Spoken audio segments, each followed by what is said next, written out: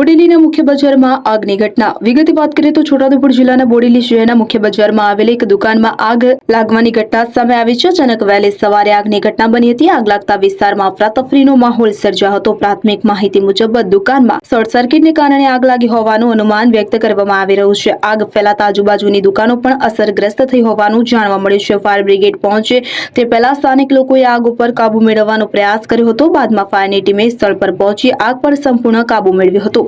ઘટનામાં કોઈ જાનહાનિ થયાની માહિતી મળી નથી, પરંતુ માલમત્તાનું નુકસાન થયું હોવાનું માનવામાં આવી રહ્યું છે. આગ લાગવાના ચોક્કસ કારણ અંગે તપાસ હાથ ધરવામાં આવી છે.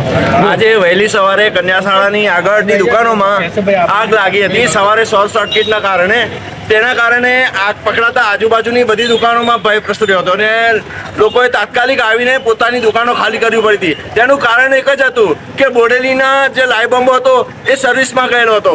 તેના કારણે અમારે છોટાઉદેપુર ફોન કરવા પડ્યા, બહાદરપુર ફોન કરવા પડ્યા, જાંબુગોડા ફોન કરવા પડ્યા અને પોતે ખુદ જાતે જ્યારે શોર્ટ સર્કિટના લીધે લાઇટોમાં કરંટ આવતો હતો, લાઇટો બંધ કરાવવી પડી. એટલે આગ બુઝાવવામાં બી તકલીફ પડી. એટલે ત્યારબાદ પહેલો બંબો જાંબુગોડાથી આવ્યો, બીજો બંબો બહાદરપુરથી આવ્યો અને ત્રીજો બંબો છોટાઉદેપુરથી આવ્યો. એટલે અમારે બીજાના ભરોસે અમારે આ કામ કરવું પડે છે. તો બોડેલી નગરપાલિકામાં લાઈવ બંબો નથી. એનું કારણ શું? કારણ કે આવી રીતે કોઈ બી ઘટના બને તો બોડેલી વાળાઓએ હેરાન થવું પડે છે. આજે નગરપાલિકા થઈ છે તો પણ આ તકલીફ છે. તો એનો સત્વરે વહેલી તકે નિકાલ આવે એવી સરકારને વિનંતી. આજ રોજ બોડેલીમાં વહેલી સવારે આગ લાગતા દુકાનમાં ચિલ્ડ્રનવેરની દુકાન હતી, એમાં ભયંકર આગ લાગી હતી અને સ્થાનિક લોકોએ ઘણી જહેમત ઉઠાવીને આગને બુઝાવી છે અને પાછળ પબ્લિક હોસ્પિટલના પાઇપ લગાડીને બધા હાથોહાથ ગામના લોકો લાગ્યા. રહીશોએ જાતે મહેનત કરીને પોતાના જીવને જોખમમાં નાખીને આગને બુઝાવી કે બીજી દુકાનોને કે બીજી પબ્લિકને કોઈ નુકસાન ના થાય. અને બોડેલી નગરપાલિકા હોવા છતાં પણ અહીં આગળ બંબાને ફોન કરતા 2 કલાક લાગીને બંબો આવ્યો નહીં અને રહીશો પરેશાન થઈ ગયા. આગ બિલકુલ એમ જ્વાલામુખીની જેમ ભડકવા માંડી.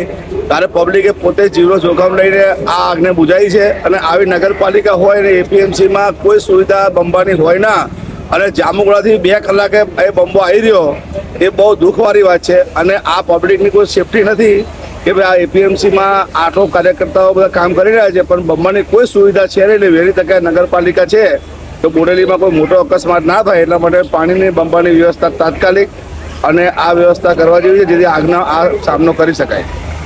શકીલ બલોચ, છોટાઉદેપુર.